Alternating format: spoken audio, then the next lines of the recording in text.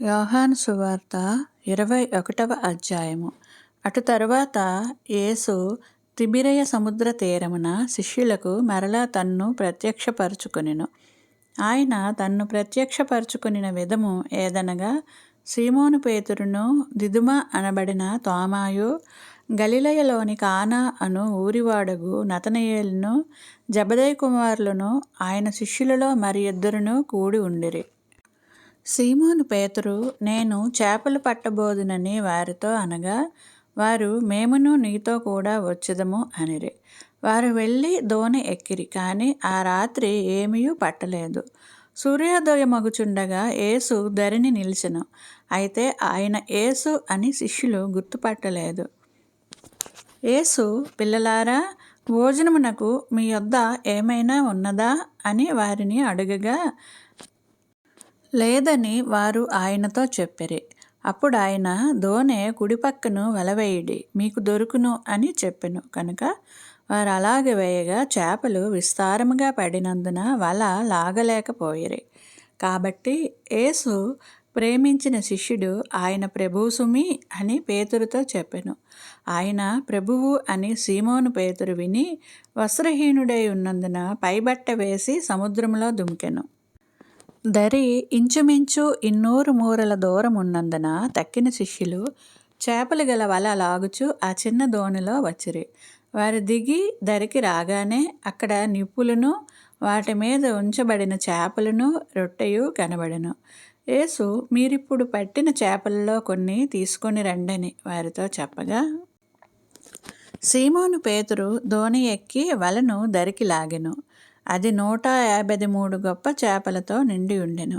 చేపలు అంత విస్తారముగా పడినను వల పిగిలలేదు. యేసు, రండి, భోజనం చేయుడి అని వారితో అనెను. ఆయన ప్రభువని వారికి తెలిసినందున, నీవెవడవని శిష్యులలో ఎవడునూ ఆయనను అడగ తెగింపలేదు. యేసు వచ్చి ఆ రొట్టెను తీసుకొని వారికి పంచిపెట్టెను. అలాగే చేపలను కూడా పంచిపెట్టెను. యేసు మృతులలో నుండి లేచిన తర్వాత శిష్యులకు ప్రత్యక్షమైనది ఇది 3వసారి. వారు భోజనం చేసిన తర్వాత యేసు సీమోను పేతురును చూచి, యోహాను కుమారుడవైన సీమోను, వీరికంటే నీవు నన్ను ఎక్కువగా ప్రేమించుచున్నావా అని అడగగా, అతడు, అవును ప్రభువా, నేను నిన్ను ప్రేమించుచున్నానని నీవే ఎరుగుదువని ఆయనతో చెప్పెను. యేసు, నా గొర్రె పిల్లలను మేపుమని అతనితో చెప్పెను. మరలా ఆయన, యోహాను కుమారుడవైన సీమోను, నన్ను ప్రేమించుచున్నావా అని 2వసారి అతనిని అడగగా, అతడు, అవును ప్రభువా, నేను నిన్ను ప్రేమించుచున్నాను అని నీవే ఎరుగుదువని ఆయనతో చెప్పెను.